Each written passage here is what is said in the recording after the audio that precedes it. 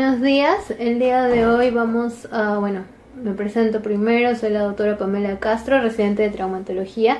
El día de hoy vamos a hablar sobre fracturas, tanto de miembro superior como de miembros inferiores. Es un tema bastante amplio, lo hemos tratado de resumir, sin embargo lo hemos tratado de hacer de una manera didáctica. De todas maneras, lo que recomendamos es de que también lo puedan leer en el tipo de bibliografía que se maneja dentro de Villa Médica. Para tener en claro algunos conceptos, la fractura se define como una interrupción de la continuidad, ya sea ósea o a nivel cartilaginoso, es decir, una solución de continuidad en un hueso. Las fracturas pueden ser de dos grandes tipos. Existen fracturas abiertas, en las que la herida se presenta justamente en continuidad con el foco de la fractura, y fracturas cerradas, en las que no hay lesiones en piel, no hay lesiones en partes blandas que guarden continuidad con las fracturas. Sin embargo, siempre pueden haber heridas superficiales. Otro concepto importante es de las luxaciones. La luxación va a ser la pérdida completa de la congruencia de las superficies articulares. Esto quiere decir una desviación y una pérdida de lo que es el componente o el contacto principal que se da entre dos huesos que forman una articulación. Y el esguince generalmente se define como una lesión de tipo de partes blandas, ya sean desgarros musculares o tendinosos. En cuanto a la etiología de todos los problemas traumatológicos, tenemos que pueden ser tanto de traumas directos o indirectos. El mecanismo directo son generalmente caídas de alta energía o alto impacto, en los que justamente la zona dañada es la zona en la que se está impactando o se carga toda la fuerza de mecanismo del accidente. En cambio, en el trauma indirecto tenemos que estas fuerzas se van desviando, y esta desviación o esta propagación es la que va a causar la lesión en otro nivel. Por ejemplo, en esta deportista tenemos que mientras ella coloca la mano en extensión, no necesariamente se va a fracturar solamente la mano, sino que también puede fracturarse el codo, el hombro, dicho sea de paso la clavícula o la articulación acromioclavicular. De eso depende la desviación o la carga axial de las fuerzas en el mecanismo de fractura. De esto también generalmente es lo que se va a terminar lo que son los trazos de fractura. El mecanismo de acción por eso es muy importante. Entonces generalmente tenemos de que en fracturas las fracturas simples se definen como esas fracturas que tienen solamente un trazo. Correcto, estas fracturas simples pueden ser de tres tipos. Las fracturas simples necesariamente pueden ser de un trazo transverso, de un trazo oblicuo o de un trazo espiroideo. A partir de esta clasificación es que se van a derivar las demás. Entonces, un trazo transverso se dice que es aquel que tiene un menor de 30 grados con respecto a la horizontal. Aquí vemos que la fractura va a tener un trazo transverso en esta imagen de aquí.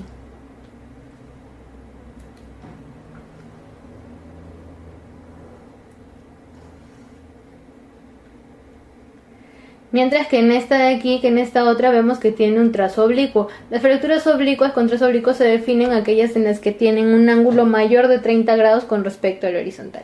Y las fracturas espiroideas son aquellas en las que la solución de continuidad sigue un patrón de espiroideo, como su nombre lo dice, ¿no? Como una hélice. Y esto generalmente depende del tipo, del mecanismo o del lugar de acción de las fuerzas. Aquí, para recordar las partes de un hueso, generalmente en traumatología nosotros trabajamos con los que son tercios y siempre dividimos todos los segmentos del cuerpo en tercios. Entonces aquí tenemos un hueso largo común, por ejemplo es el húmero, y tenemos que ambos extremos se denominan epífisis. Estos dos extremos están unidos a través de un extremo longitudinal al que denominamos diáfisis. Ojo, estas son las partes de un hueso largo. Las epífisis y las diáfisis se conectan a través de la metáfisis, que es un área que es la de acá, caracterizada porque en esta área va a haber gran cantidad de hueso esponjoso y es la área en la que hay mayor actividad metabólica en el hueso. La metáfisis también delimita una zona en los huesos inmaduros o huesos en crecimiento sobre ella, que se denomina la fisis o cartílago de crecimiento. Entonces tenemos que una fractura va a ser la solución de continuidad de cualquiera de estas partes, ya sea completa o ya sea incompleta. En cuanto a los tipos de fractura, generalmente tenemos clasificaciones de acuerdo a los mecanismos, pero algunos de los más importantes, aparte de que sean las fracturas abiertas o cerradas, tenemos que también podemos clasificar estas fracturas como fracturas patológicas. Esto existe o se presenta en personas que tienen alguna enfermedad subyacente, ya sea en personas con osteomalacia, osteoporosis, en caso de niños con trastornos como la osteogénesis imperfecta. Estas patologías van a determinar que el hueso que se forma va a ser un hueso de mala calidad. Como vemos en esta imagen, las corticales, que estas son las corticales, los bordes de los huesos les denominamos corticales. Las corticales van a estar adelgazadas y como vemos aquí va a ser un patrón óseo un poco transparente. En el caso de acá se ve una imagen de un quiste. Estos también son considerados fracturas patológicas. Un quiste simple, que la mayoría de ellos son benignos, que presente algún tipo de fractura o solución de continuidad, eso también forma parte de una fractura patológica. También tenemos que ciertos tumores invasivos, al llegar a penetrar a través de las corticales y tejidos blandos, también llegan a fracturar los huesos, y por eso son fracturas patológicas, tanto las tumorales como las deficitarias. Existen también otros tipos de fracturas a las cuales se les denomina las fracturas por fatiga. Esto sucede cuando constantemente se aplica una fuerza sobre un hueso. Y la característica o la fractura más característica es la fractura del recluta o de Deutschlander, que se da en el cuello del segundo metatarsiano. Como vemos aquí, esta pequeña línea en solución de continuidad, que es una fractura transversa, se da más que todo en aquellos soldados que están constantemente parados y que tienen un tipo de calzado, ¿no? que les hace que tengan mayor carga sobre este segundo hueso. Típicamente desarrollan este tipo de fracturas, a las cuales se llama fracturas por fatiga.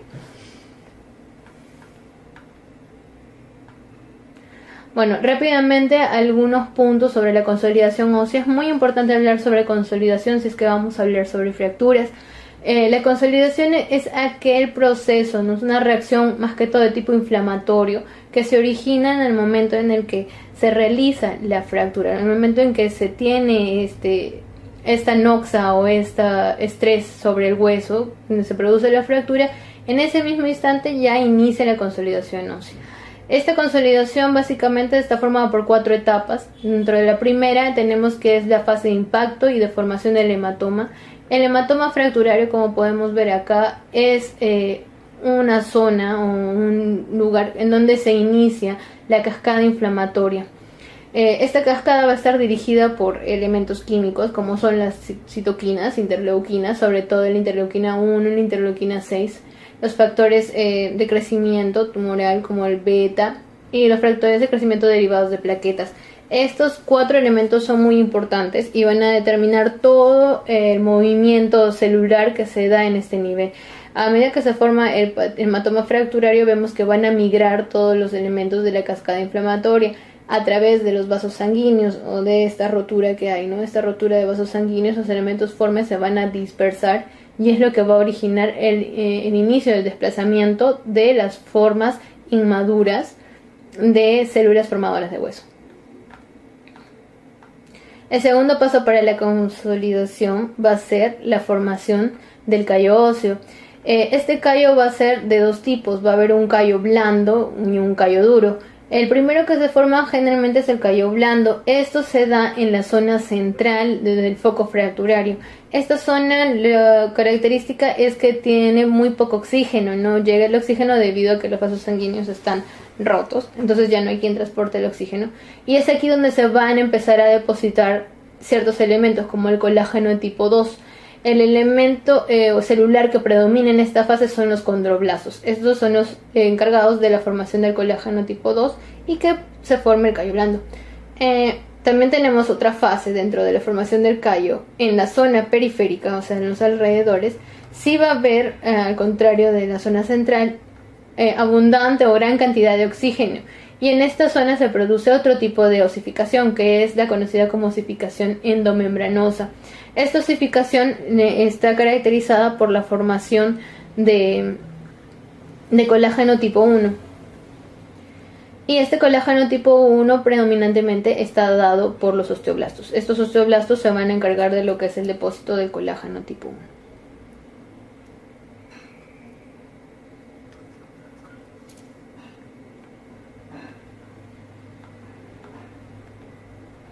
La tercera etapa que tenemos es la formación del callo duro o la etapa de osificación. En esta etapa vamos a tener que las células o los osteoblastos van a producir unas enzimas denominadas proteasas que van a degradar la matriz cartilaginosa y se van a encargar de la precipitación del calcio en esta zona. En esta etapa también vemos que hay formación de vasos sanguíneos nuevos que son determinantes para la formación ósea.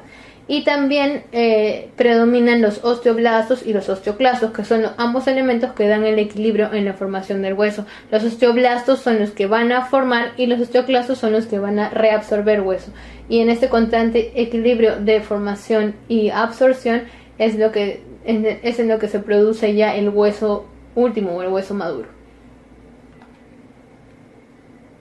La última etapa o el cuarto paso para la consolidación ósea es la fase de remodelación. En esta fase tenemos de que todos los elementos que ya habíamos visto en las etapas anteriores van a ya retirarse, ¿no? Y se va a tener lo que es un hueso inmaduro o fibrilar que posteriormente va a dar lugar a un hueso maduro.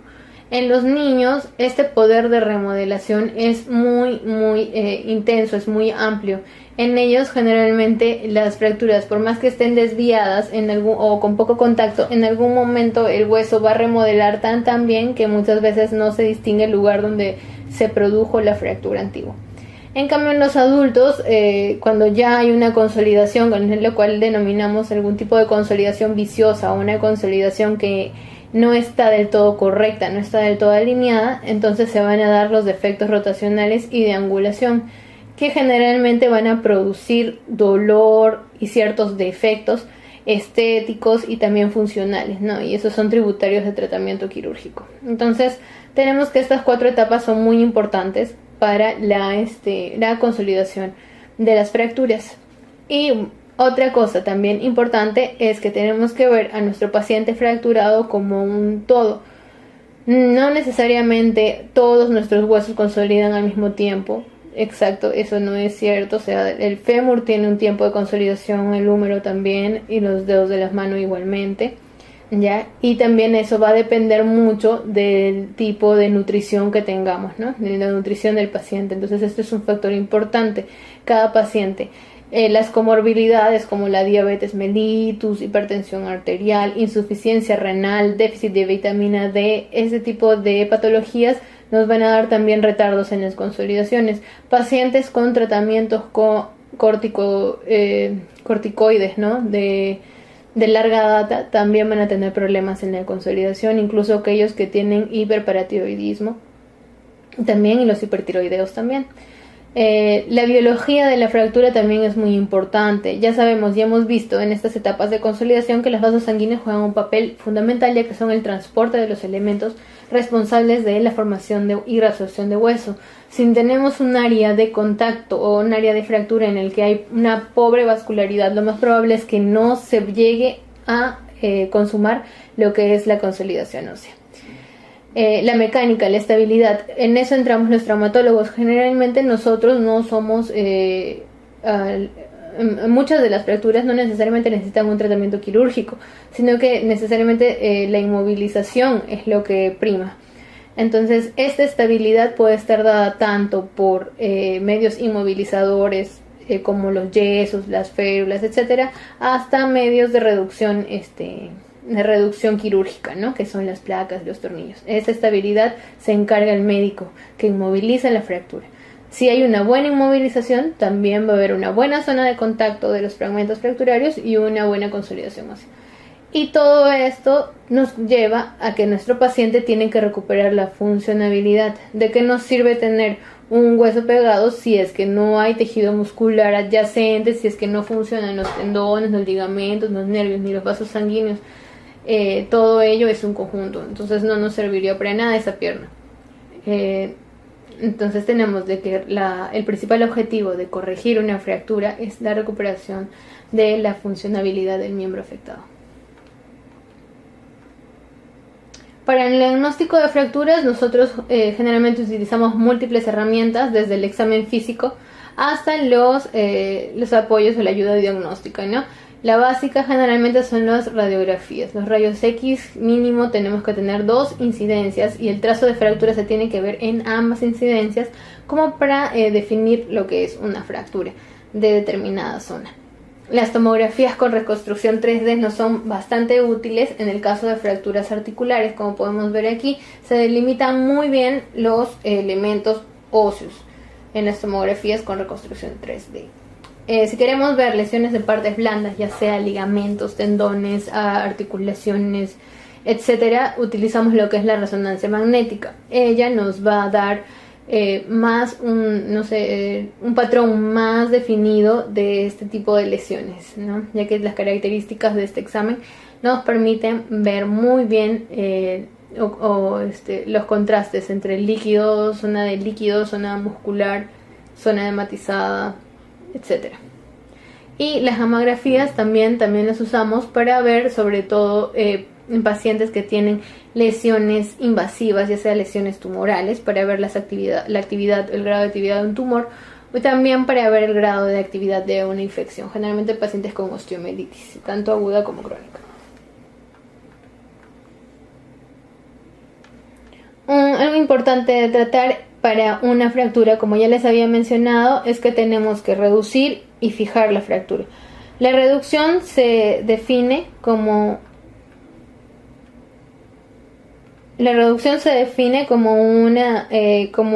una maniobra o una acción que nos permita alinear nuestra fractura o poner en contacto ambos fragmentos fracturarios, ya sea 1, 2 o 3 fragmentos, pero ponerlos en contacto.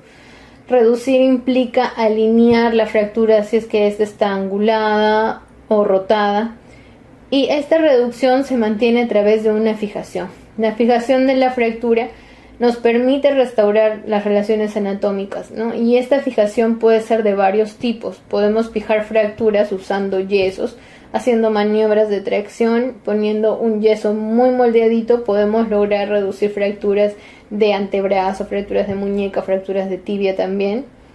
Y en otros casos, cuando esta reducción sea imposible por medios no quirúrgicos, tenemos que realizar reducciones abiertas. Entonces las reducciones pueden ser abiertas o cerradas. Las abiertas son las también denominadas reducciones cruentas y las cerradas son las reducciones incruentas.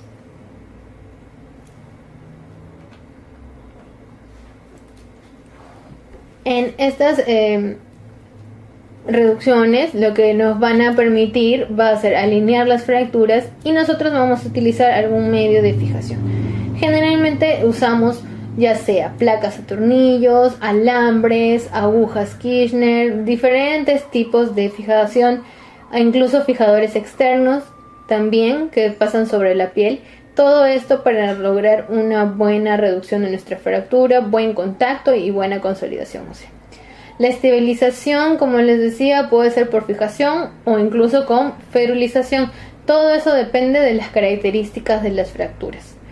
Otro punto importante que son los principios de esta asociación que es a nivel internacional para el manejo de fracturas es que tenemos que preservar la vascularización. Y donde se encuentra el principal aporte nutritivo de los huesos está en el periósteo. Entonces esto nos indica que tenemos que preservar siempre el periósteo, y cuando se realicen las cirugías tratar de manipular el periósteo, que es la zona que rodea el hueso, la capita, una membranita que rodea el hueso que está muy vascularizada. Hay que preservarla, hay que cuidarla. Y sobre todo también manipular muy bien lo que son los músculos y los tejidos blandos yacentes. El cuarto punto que trata esta asociación es que tenemos que procurar una precoz y segura movilización de la zona lesionada como del enfermo. Es decir, que si nosotros reparamos un brazo o una rodilla, etcétera, o un tobillo, tenemos que procurar que nuestro paciente tenga una movilización precoz. Es lo que hablábamos, ¿no? El principal objetivo de un traumatólogo es lograr que el miembro imposibilitado vuelva a movilizarse normalmente.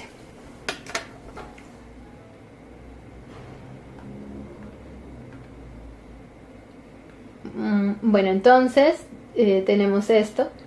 Generalmente nosotros, al tener una fractura, podemos usar nuestros ojos para diagnosticarlos a través de un examen físico en el cual vemos tumefacción, deformidad, desviación, angulación, muchas veces equimosis, etc. Al examen también podemos palpar una solución de continuidad, un crujido óseo. Y obviamente al decirle a nuestro paciente que mueva la muñeca, bueno, esto va a ser completamente doloroso. Y ya vamos a tener clarito que este paciente está fracturado. Tomamos la radiografía y la radiografía nos indica que tiene una fractura de tercio distal de radio y cúbito, ¿no? De su manito. Y luego nosotros, generalmente en estos casos en los que las fracturas son metafisiarias, lo que nosotros hacemos es una reducción incruenta. Hablábamos de reducción incruenta porque no necesitamos abrir la piel. En la primera instancia tratamos de manipular esta fractura a través de tracciones y luego una colocación de un yeso braquipalmar que va desde la palma de la mano hasta el brazo, por eso se llama braquipalmar. Colocamos este yesito después de traccionar la fractura y manipularla para lograr enderezar los fragmentos.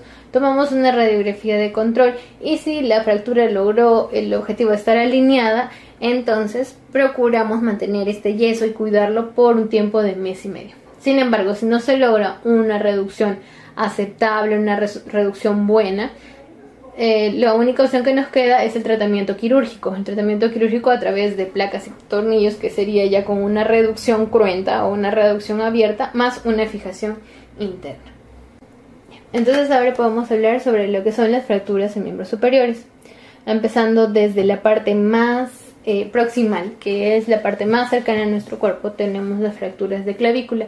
Estas fracturas son una de las más comunes. Tenemos que el principal mecanismo de acción, como vemos en esta imagen, es el trauma directo, las caídas directas sobre el hombro, que corresponden alrededor del 98% de casos, ¿no? Que es una caída directa sobre el hombro. Las características o principalmente las fracturas de clavícula más comunes se dan en la unión del tercio medio con el tercio lateral o el tercio externo de esta clavícula. Siempre, como les mencionaba, nosotros dividimos nuestros huesos en tercios. Entonces aquí tenemos la clavícula, que tiene una forma de una S itálica. Les dice, tenemos nuestro tercio interno, nuestro tercio medio y nuestro tercio externo. Y generalmente la mayor parte de fracturas se da en este tipo, en esta zona. La clínica va a haber un aumento de volumen, como podemos apreciar en esta imagen, una tumefacción. En muchos casos hay equimosis, en otros casos no. Y podemos evidenciar en algunos casos también el signo de la tecla positivo. Es el signo de que nosotros ponemos nuestro dedito causando una presión sobre esta fractura, lo cual se devuelve como si fuera una tecla de piano, ¿no? Y se levanta el fragmento de fracturario. Para temas de importancia clínica es que aquí existe, pues como todos sabemos anatómicamente, discurren lo que son el VAM subclavio, ¿no? Los vasos subclavios, la arteria subclavia. Es por ello que en estas fracturas que son desplazadas, como en esta imagen de aquí, tenemos que descartar lo que sea una lesión arterial importante, incluyendo también una lesión neurológica y en muchos casos una lesión de la articulación acromioclavicular, que es la que está aquí, en la cual se une el acromion escapular con la clavícula. En estos casos, en fracturas de clavícula, tenemos dos opciones. Un tratamiento conservador, que es a base de una colocación de un yeso en 8 o uso de cabestrillo. Y la otra opción en fracturas que, por ejemplo, tienen un tercer fragmento, que son bilaterales, que son ampliamente desplazadas, fracturas que son expuestas, es decir, que el fragmento fracturario atraviesa la piel, tenemos que operar. Y esta reducción quirúrgica se da a través de uso de placas, de tornillos, agujas, alambre, etc. O incluso en algunos casos supersuturas, que son unas suturas especiales y gruesas. Como ya les mencionaba entonces, esta fractura, la zona más común de fractura es la zona de la unión del tercio medio con el tercio distal. Es la zona más común en la cual se fractura la clavícula, en esta zona de acá. Alrededor del 80% de casos, y 15 son del tercio distal. ¿Qué importancia hay aquí? Que en esta zona se insertan los ligamentos, tanto los ligamentos coracoclaviculares, que son el ligamento conoideo y el ligamento trapezoideo. Entonces, generalmente cuando se fracturan a este nivel, la fractura se desplaza ampliamente, no solamente se produce una ruptura del hueso, sino que un desplazamiento, un gap amplio. Y aquí tenemos ejemplos de inmovilización. Tratamiento conservador le denominamos cuando no es necesario operar a un paciente y usamos algún tipo de ortésico o un medio de inmovilización que no sea una placa o un tornillo. En este caso se usan vendajes tipo en 8, aquí cruzados, y unas férulas modernas también, que son tipo en 8. También podemos usar un cabestrillo. La función de cualquiera de estos tres elementos es de inmovilizar el hombro y de impedir que se realicen los movimientos tanto de elevación del hombro como rotación, para que no haya desplazamiento. Y en este caso de aquí, que son fracturas de tercio medio distal con amplio desplazamiento del fragmento y no contacto entre las superficies, generalmente está indicado una reducción cruenta con colocación de plaquitas y tornillos. Son placas especiales y moldeditas para poder colocarse dentro del hueso de la clavícula. Siguiendo con los huesos del miembro superior, tenemos que existen también fracturas de escápula. Estas son un poco más raras, no se presentan tan comúnmente y son producto de traumatismos de alta energía. Estos traumatismos de alta energía generalmente son de los siguientes tipos: accidentes de tránsito, caídas de altura y explosiones, o heridas por PAF, ¿no? Por arma de fuego. Estos son los tres principales mecanismos de trauma de alta energía, y los tres son los más comunes que vemos en las emergencias de los hospitales de Lima. Característicamente, entonces, la zona que se fractura más común en la escápula es el cuerpo, que es la zona en la que hay menor masa ósea, ¿no? Menor contenido, que es una zona casi laminar, casi en la que el hueso se vuelve plano. Clínicamente va a haber tumefacción en la región escapular, y es muy importante también descartar lesiones tanto costales como pulmonares.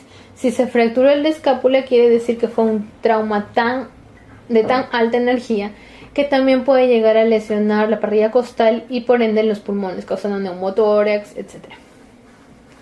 Se tiene que evaluar también lesiones del plexo braquial, ya que aquí están los orígenes del plexo braquial en la zona infraglenoidea, y la lesión del nervio subescapular, que es el que discurre justo por esta zona de aquí. Generalmente el tratamiento va a ser inmovilización. No mucho se habla sobre tratamiento quirúrgico, pero sí se inmoviliza al paciente. Otro segmento importante son las fracturas de húmero proximal. Estas fracturas de húmero proximal se van a dar a consecuencia de un trauma directo o de una caída con carga axial de apoyo en mano, como vimos en la imagen, en la primera de las imágenes de los mecanismos de fractura. Cuando alguien apoya su mano sobre el suelo con todo el peso del cuerpo, generalmente esta fuerza se puede expandir y puede fracturar lo que es el cuello del húmero. Característicamente el más afectado es el cuello quirúrgico.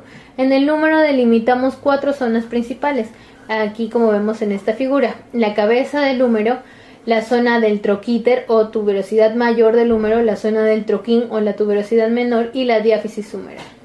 La zona de la diáfisis está formando parte de lo que es aquí, en esta zona de aquí que vemos, el cuello quirúrgico del húmero, la zona donde más frecuentemente se dan las fracturas, y también tenemos la zona del cuello anatómico que va justo por debajo de la cabeza. Es muy importante la clínica. Existe un dolor, limitación funcional y nuestro paciente va a llegar cogiéndose el brazo, pegándolo al cuerpo y quejándose de dolor intenso. La equimosis es un signo importante, sobre todo en pacientes adultos mayores. Generalmente se forma un signo que se denomina el signo de Henneking, que lo vamos a ver como una equimosis que se da en cara medial de lo que es el brazo y que también se propaga hasta la cara también interna de la región axilar, ¿no? O torácica media. Signo de Henneking, no se olviden. Es importante en este nivel descartar lesión del nervio axilar que discurre por esta zona de aquí, en donde ya va a cambiar de nombre, ¿no? El nervio axilar ya se empieza a dividir en el plexo braquial, ¿no? En todas sus ramas. Y también es una importante zona debido a de que aquí se van a dar lo que es la irrigación. Los vasos circunflejos humerales van a estar justo a este nivel. Generalmente va a haber dos, un circunflejo humerales anterior y un circunflejo humeral posterior. De ellos va a depender la irrigación de la cabeza del húmero, y de esta zona de fractura también nos puede determinar que haya una futura necrosis de cabeza humeral. Eso es algo bastante importante. ¿En qué pacientes vemos más frecuentemente este tipo de fracturas?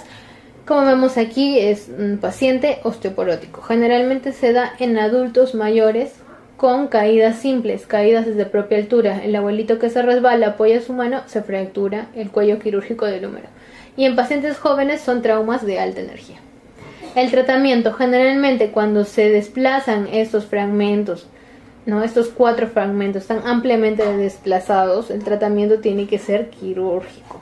Si es que no hay desplazamiento o tenemos que nuestro paciente es ya es un adulto mayor con muchas comorbilidades, los cuales no se pueden a veces intervenir quirúrgicamente, optamos por un tratamiento conservador, que es la colocación de un cabestrillo con un movilizador de hombro. Y el tratamiento quirúrgico puede ir desde el uso de placas y tornillos hasta el uso de prótesis de hombro, dependiendo del tipo de fractura. Sigamos con las fracturas, seguimos bajando y tenemos lo que son las fracturas diafisiarias de húmero. Estas fracturas se van a dar generalmente por traumas de alta energía y característicamente son traumas directos, ¿no? Un golpe directo en el brazo va a originar lo que es una fractura diafisiaria de húmero, ya sea con los trazos que hemos estudiado al principio, trazo transverso, trazo oblicuo o trazo espiroideo. Las características, tenemos que evaluar siempre la posibilidad de una lesión del nervio radial, que justamente es el nervio que está discurriendo por la unión del tercio medio con el tercio distal del húmero, en el denominado canal de torsión. En esta zona es donde el nervio es más susceptible para lesionarse, y tenemos que evaluar siempre el estado neurológico de nuestro paciente. Si vemos que presenta la mano caída y pérdida de sensibilidad y movilidad en el dorso de la mano, estamos ante una probable lesión del nervio radial. Clínicamente vemos que el paciente se presenta con mucho dolor, ya que esta zona está ricamente inervada y también hay bastante musculatura, lo que ocasiona el sangrado y el dolor, y va a tener inestabilidad. Otra cosa importante, como habíamos mencionado, es tanto el daño del nervio radial, también de los vasos sanguíneos a este nivel. Y el tratamiento, nosotros podemos optar tanto por un tratamiento conservador o por un tratamiento quirúrgico, dependiendo del tipo de fractura. Si tenemos que es una fractura expuesta, muchas veces optamos por colocar fijadores externos, en la mayoría de los casos. Si tenemos que son fracturas cerradas, podemos usar placas, tornillos, clavos endomedulares o simplemente colocación de un yeso colgante. Para el tratamiento de las fracturas, lo que nosotros vemos en traumatología es la edad del paciente, el grado de actividad de también el tipo de dominancia. No es lo mismo operar del brazo de un paciente diestro que un zurdo si se lesiona el brazo dominante. Entonces tenemos el tipo de actividad que realiza también, o sea, un deportista de alta energía, tenemos que dejar pues el brazo fuerte y bien restaurado. Sin embargo, en los adultos mayores no tanto, porque su actividad también es más limitada. Entonces tenemos la edad, la actividad física, vemos las comorbilidades de cada paciente y el tipo de fractura. Todo eso nos ayuda a definir cuál va a ser nuestro manejo. ya sea quirúrgico o ya sea conservador. Si seguimos hablando de fracturas, entonces tenemos el siguiente segmento, es el tercio distal del húmero, y estas fracturas son una de las más complejas en traumatología generalmente. Como podemos observar, esta zona de aquí, la del húmero distal, tiene una forma de un triángulo. Está formada por dos columnas, una columna medial, que es esta que estoy dibujando, y una columna lateral. Estas columnas no tienen una forma de una Y, y estas zonas son las dos en las que las cargas del hueso van a ser importantes. Esta región de aquí, entre ambas columnas, es la región más frágil del hueso, ya que las corticales son delgaditas a este nivel, es como una laminita, y se denomina paleta humeral en niños. Son las fracturas más frecuentes de codo que tenemos en niños, las fracturas de paleta humeral. El mecanismo de producción de estas fracturas son caídas sobre mano extendida. Recuerden, si caemos sobre la mano extendida, nos podemos lesionar tanto la muñeca como el codo, es decir, el húmero distal, como el hombro, es decir, el húmero proximal. Ya, entonces, las características que tenemos siempre es que hay que evaluar la región de los cóndilos. Entonces, aquí tenemos la diáfisis humeral, tenemos el cóndilo medial, también denominado la epitróclea, y tenemos el cóndilo lateral, también denominado el cóndilo medial, la epitróclea, que es esta de aquí, la tróclea y la epitróclea, el cóndilo lateral, el epicóndilo y cóndilo. Ya son 4 estructuras importantes, y esta de aquí es la fosita en la que se va a articular el olecrano. En la parte posterior la fosa olecraniana y en la parte anterior la fosa coronoidea. La clínica de este tipo de fracturas va a haber una tumefacción importante. Esta zona, como vemos en la siguiente imagen, es bastante importante ya que tiene amplia vasculatura y también tiene muchos elementos que discurren desde el brazo hasta el antebrazo. Por esta zona van a pasar los 3 nervios importantes del miembro superior, el radial, el cubital y el mediano, igualmente acompañados de sus vasos sanguíneos correspondientes. Entonces, en las fracturas de húmero distal, ¿a quién hay que examinar? Hay que examinar a la funcionabilidad del nervio mediano, también del nervio radial, que discurre por esta zona de aquí, ¿ya? Y también la arteria braquial, que la vemos aquí, ya pasando por este canal, justo medial a lo que es la inserción del bíceps. A este nivel general y generalmente en todas las fracturas articulares, lo que nosotros tenemos que hacer es, cuando tenemos una fractura en una articulación, tenemos que armarlo como si fuera un rompecabezas. A eso se le llama una reducción anatómica. Se tiene que conservar toda la anatomía y las carillas articulares. Se tiene que tener mucho cuidado en dejar esta estructura lo más parecido posible a como era antes de estar fracturada, porque de esto va a depender la funcionabilidad de esta articulación. Nosotros queremos que nuestro paciente, después de ser operado, pueda llegar a una flexión y una extensión funcional que le permita realizar las actividades del día a día. Es por eso que nosotros necesitamos reducirlo anatómicamente, es decir, buscar una reducción perfecta a través de una cirugía. Muy pocas veces se busca el tratamiento conservador, sobre todo cuando son pacientes en los que las fracturas no están desplazadas y que tienen muchas comorbilidades que contraindican una cirugía. Casos muy especiales.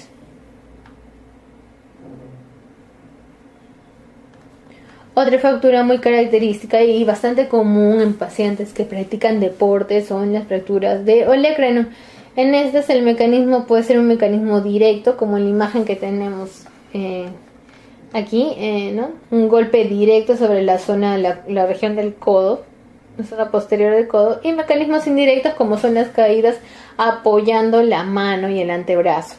En pacientes adultos mayores esta fractura también es bastante frecuente debido a la debilidad de las corticales a este nivel.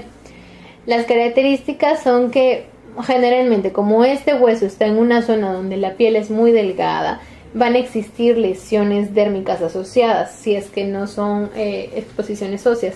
También en esta zona, como está ampliamente vascularizada, tenemos que va a haber tumefacciones importantes, incluso también derrames articulares. En la clínica, un aumento de volumen, dolor a la palpación, la limitación a la flexo-extensión del codo es importante, y aquí hay que descartar la lesión del nervio cubital, que es el que transcurre por el surco epitrócleo olecraniano. En esta región de aquí pasa el nervio cubital y puede pinzarse o puede lastimarse por alguno de los fragmentos, ¿no?, de la fractura. El tratamiento puede ser conservador si es que se trata de una fractura no desplazada, ¿no?, si es que una fractura incompleta, o tratamiento quirúrgico, que es el de elección en pacientes jóvenes, en pacientes con actividad, ¿no?, y que va a ser determinante o caracterizado por la colocación de alambres con tornillos, agujas, o incluso placas y tornillos también, que hay diseñadas, ¿no?, también para este nivel de fractura, ¿no?, este huesito. Otra fractura muy importante es la fractura de cúpula radial, y esta puede estar dado más que todo por mecanismos indirectos. No son muy comunes aquellas con mecanismos directos. No es muy común que alguien golpee a otro en la cara anterior del codo, es algo muy común. Pero sí, esta fractura es importante porque generalmente cuando se fractura la cabeza del radio, también tenemos que va a haber lesiones en los ligamentos de la articulación del codo. En el codo tenemos dos tipos de ligamentos, y son elementos que van a darle estabilidad a la articulación del codo, ¿no? Y este es un complejo. Los complejos ligamentarios son de dos tipos: el lateral o un complejo ligamentario medial.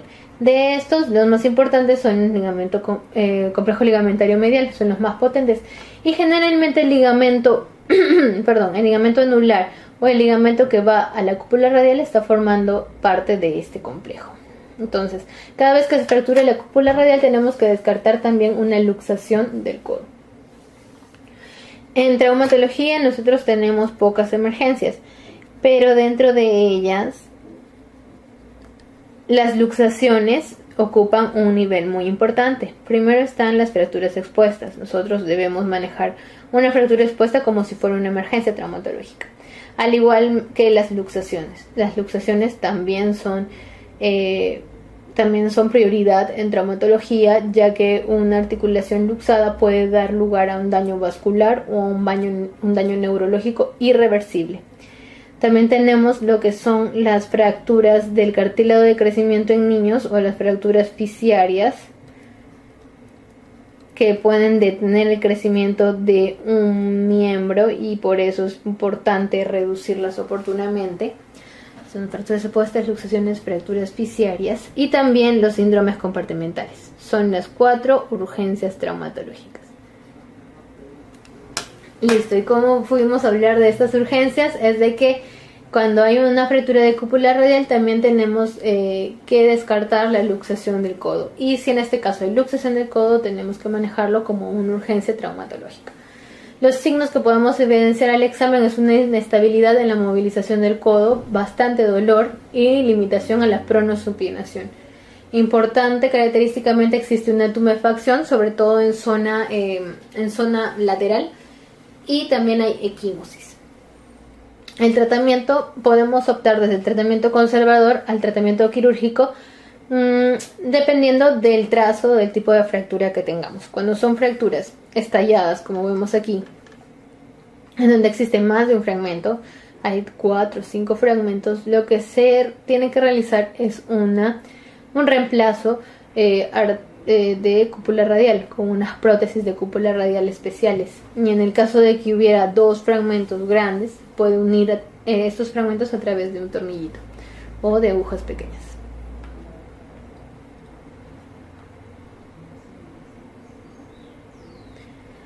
Si seguimos hablando sobre fracturas, tenemos las fracturas del antebrazo. Estas fracturas, mecanismo trauma directo, tenemos que evaluar siempre la pronosupinación.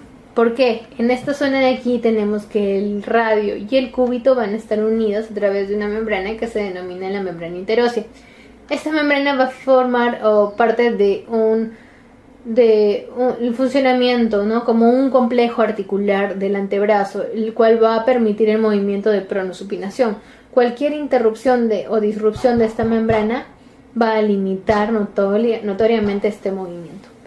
En la clínica de estas fracturas vamos a ver que existe deformidad, existe dolor, va a haber asimetría, como vemos en esta imagen, no va a haber asimetrías, y tenemos que evaluar neurovascularmente a nuestro paciente, sobre todo la movilidad de los dedos. Los tratamientos, si son fracturas a mismo nivel con amplio desplazamiento, como nosotros queremos reducir anatómicamente esta fractura, que nos quede perfecta para que la articulación bisagra funcione, tenemos que operar. Y las cirugías mayormente se dan a través de la colocación de plaquitas y tornillos. A este nivel se dan dos tipos de lesiones características y muy importantes y muy preguntadas en los exámenes de medicina. Está la luxofractura de Monteggia y la luxofractura de Galeazzi. Recuerden, Monteggia se da característicamente como una luxación del radio proximal, una luxación de cúpula radial y una fractura de cúbito. Esto define lo que es la lesión de Monteggia. ¿Por qué es importante esta lesión? Porque puede haber un daño del nervio interóseo posterior que transcurre a este nivel, al nivel de la cúpula radial. Ahí se da una de las ramitas últimas del radial, denominada el nervio interóseo posterior. Y distalmente a todo esto que hemos estado hablando tenemos la lesión de Galeazzi. En esta lesión lo que tenemos va a ser una luxación de la articulación radiocubital distal. Esta articulación se va a abrir y esta apertura va a estar generada por la fractura del radio, ya sea diaficiaria o de tercio medio proximal. Entonces, se fractura el radio, se luxa el cúbito generalmente en esta fractura de Galeazzi.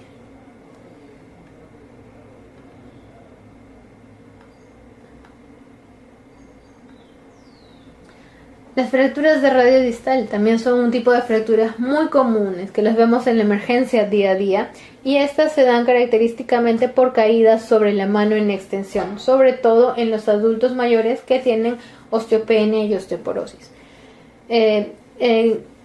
Clínicamente lo que podemos ver es, como en esta imagen, una asimetría, una deformidad, un aumento de volumen importante, y lo que tenemos que evaluar en este nivel es la estabilidad o la presencia o descartar el daño del complejo del fibrocartílago triangular.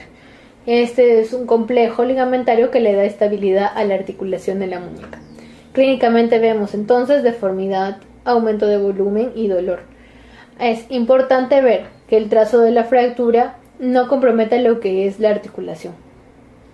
¿Por qué? Porque, como ya habíamos dicho antes, si son fracturas con trazo articular, estas tienen que ser tratadas quirúrgicamente para conseguir un óptimo funcionamiento posterior de la articulación. Y este compromiso articular muchas veces se va a determinar con la tomografía. No va a ser suficiente una radiografía para ver qué tan comprometida está una articulación. Necesitamos tomografías, sobre todo con reconstrucción 3D. Y este tratamiento, como ya habíamos hablado antes, puede ser tanto conservador como quirúrgico. Si tenemos un tratamiento conservador, hablamos de una reducción cerrada o reducción incruenta a través de la tracción característica que se llama la tracción de Uruguay y la colocación de un yeso braquipalmar. Por el otro lado, el tratamiento quirúrgico ya es una reducción cruenta o una reducción abierta y se realiza a través de placas y tornillos. Generalmente, también podemos usar agujas. En este nivel lo que tenemos son varias fracturas características con nombres propios.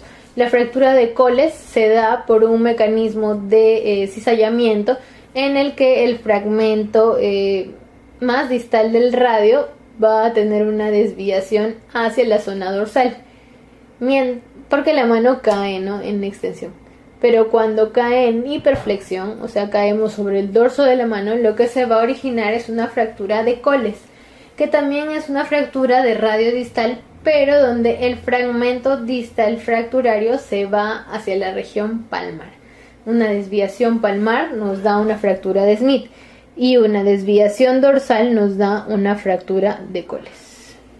Dorsal y desviación palmar. Estas son preguntas típicas de examen. La fractura de escafoides también es muy importante y es una de las fracturas que se nos pasa muchas veces en la emergencia. El mecanismo son caídas sobre la mano extendida con carga axial o carga directa y característicamente el paciente viene con un aumento de volumen no muy severo en región del carpo, muñeca, con deformidad y sobre todo con dolor a nivel de la tabaquera anatómica. Recuerden la tabaquera anatómica, que es la zona por la que nosotros, la mayor referencia para encontrar la arteria radial, ¿ya? Y la zona delimitada por el extensor o corto del pulgar, el abductor largo del pulgar y el primer radial. Es importante esta fractura porque su diagnóstico es muy difícil. Generalmente se nos escapa en las salas de emergencia, debido a que las radiografías de muñeca muchas veces no tienen una calidad óptima. Entonces, tenemos un paciente que presenta dolor en tabaquera anatómica al examen físico, le pedimos una radiografía de la muñeca.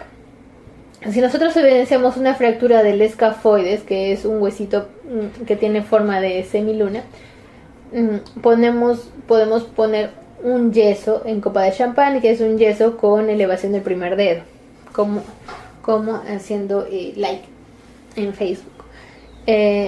Si tenemos una radiografía normal, pero hay dolor en tabaquera anatómica, lo que tenemos que hacer es inmovilizar al paciente a través de una férula y a las 2 semanas volver a tomar una nueva radiografía. Si esto no es suficiente y el paciente persiste con dolor, tenemos hasta que realizar tomografías para evaluar la posibilidad de una fractura de escafoides. Y ese tratamiento, dependiendo del tipo de fractura, ya sea desplazada o no desplazada, puede ser tanto conservador como quirúrgico.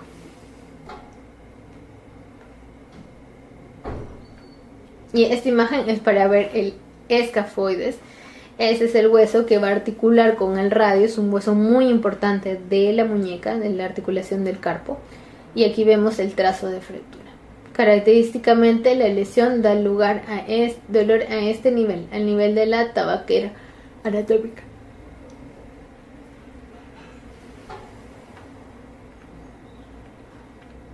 Otra fractura característica de esta zona, ya vamos acabando con lo que es miembro superior, es la fractura de Bennett.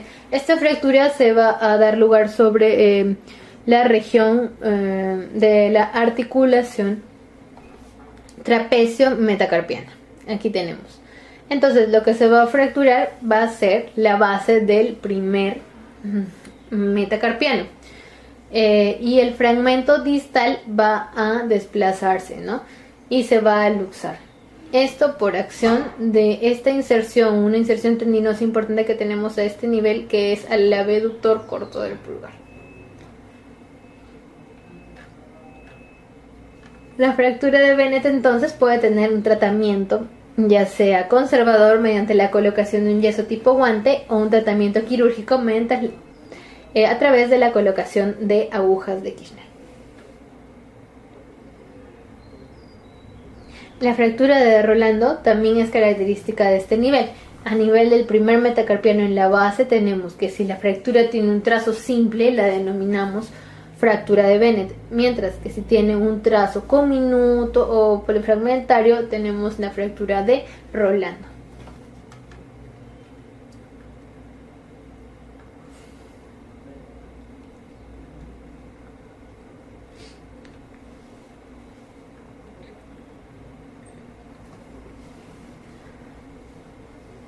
Y eso es todo lo que tenemos que hablar sobre fracturas de miembros superiores. Espero que haya sido de ayuda para ustedes. No olviden revisar otros textos para profundizar ciertos aspectos de estas fracturas que también son importantes.